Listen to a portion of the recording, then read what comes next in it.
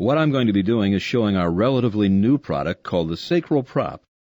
We use this primarily for iliosacral screw fixation. It can also be used for anterior column percutaneous fixation in the pelvis. I'll demonstrate for a minute what has been typically done in order to elevate the patient's sacrum off the bed, so we can direct screws and drills from a posterior to anterior position. The reason that we designed these pieces is to have the patient's sacrum come up off of the bed. It's for the supine technique, iliosacral screw fixation. Traditionally, what we did is folded up some sheets, like so, and propped it under the patient's sacrum. One of the challenges is that this technique has often caused the patient to be somewhat floppy, because they can rock during the case and change position, and it's typically unstable.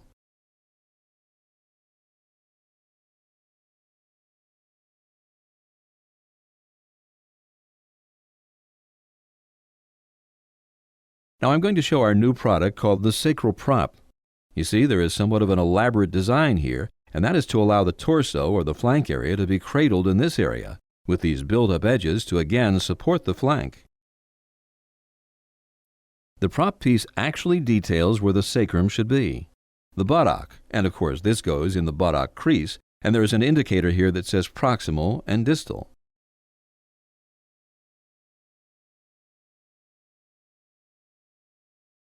What I'm going to do is slip this under the patient with this orientation, just like I've shown.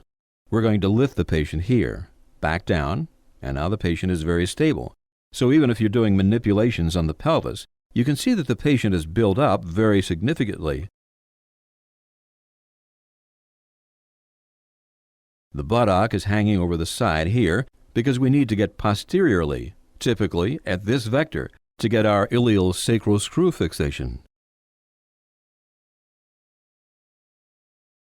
Or the other possibility is for anterior column screws that may go in this direction.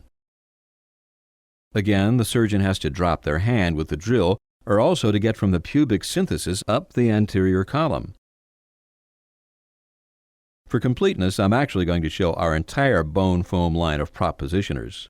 This is a large, and this is a small, to accommodate the range of patients that we see. This can be used for the petite patient and even for patients up to 225 pounds, typically. Based on the patient's morphology, that could change. This is a much larger one, which we would use for either the very large patient or the obese patient. Basically the same piece and features, but the other thing that's different here is that this is a disposable. So this is the open cell foam, non-coated, and it provides the same buoyancy, the same support.